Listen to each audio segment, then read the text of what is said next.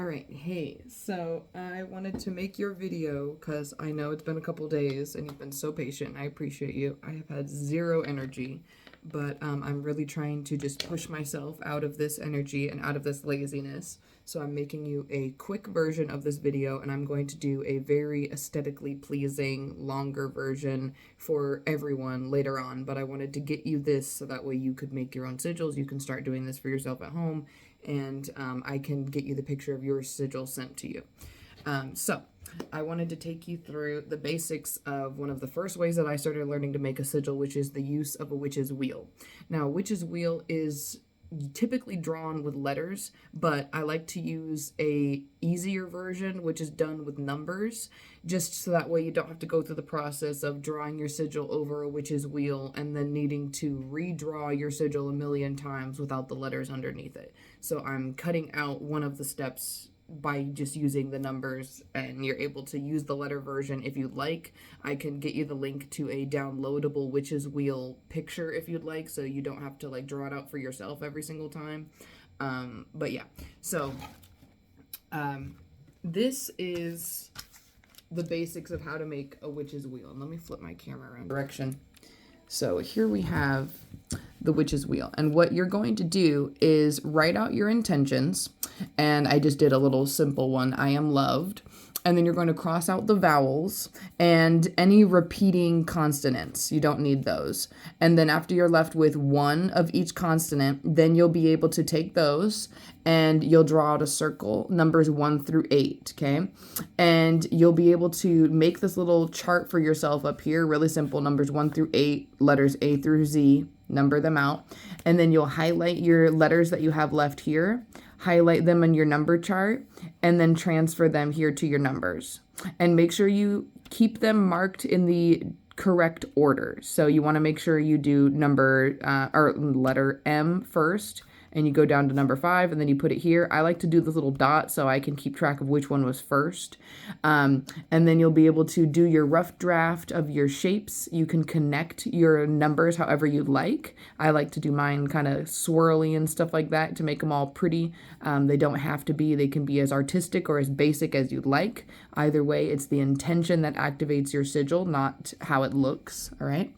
And then you'll be able to just copy this and trace that without your circle around here, and you'll be able to put this sigil wherever you want. Like you can draw it on yourself, you can put a piece of paper, draw it on a piece of paper, put it in a lunchbox so your kids can get intentions sent with them to school, or you can draw sigils on the bottom of your shoes so everywhere you go you're walking with the intention that you set with your sigils. You can put them on the tags of your pillowcases if you're trying to protect against like nightmares, or you're trying to set for restful sleep, or like there's literally it's limitless what you can do with sigils. It's just your imagination that limits you.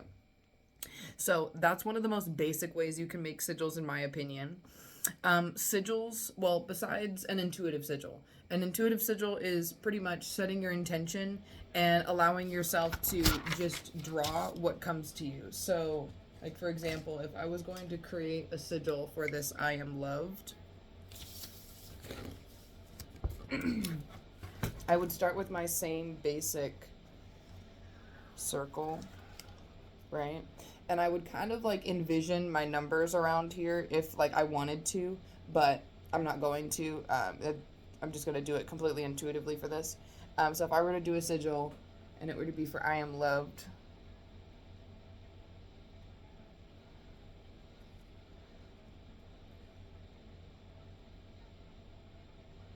my sigils a lot of the times have these little like arrow things in them. They just kind of happen. And then I like to also add little embellishments to my sigils or different colors and use the intention of the colors behind them to activate them. Pink specifically being for love, yellow being specifically for joy and happiness. So this would be my I am loved sigil. Like there's no rules to it. I think a lot of people kind of overthink a lot of the things when it comes to how to do things in the witchy way, but it's limitless. I have one sigil in particular that I consistently use and I draw it on myself every day. And well, I used to draw it on myself every day, and not quite every day anymore, but you know, there's one sigil that I use, and ever since I started using that sigil consistently, and I actually like started seeing changes in my life after using it, because I was kind of skeptical of sigils at first. I started creating sigils for absolutely everything, and just like I would put them on my paintings. In my paintings, I would, you know, just put them absolutely everywhere. You can use them a lot in like green witchcraft, for example. So if you are, let's say, making soup, right? And you want to put sigils into so sigil intention into the soup. As you're stirring the soup, draw your intention with your sigil into the soup and mix it up. You know, like there's so many amazing things you can do with sigils. Just like drawing it, whether you like want to draw it with your finger on yourself or on your kids, or you know, on the front door, you know, like those sort of things to add protection to your home. There's so many incredible things you can do to use them. So I'm going to be doing more content on sigils, how to add them into things like glamour magic, how to add things. I'm going to be talking a lot about green witchcraft because that's a lot about just visualization and intentions as well. So stay tuned for that content.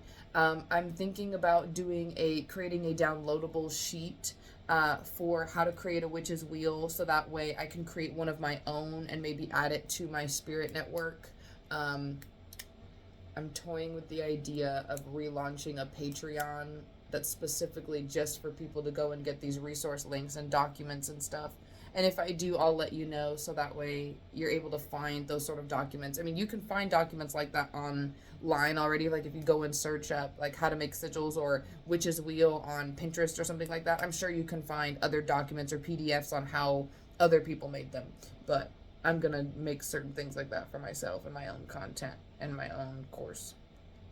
Anyway, that's just me thinking out loud though. So if you have any questions on how to make sigils, let me know in the comments, or in DMs if I send this to you on Instagram, or you can email me back if I send this to you through an email. So just let me know. I will send you a picture of your sigil as soon as I have it sent. By the time you receive this, it might already be done. I don't know. So I will let you know as soon as it is complete. Have a good day. I hope this helps.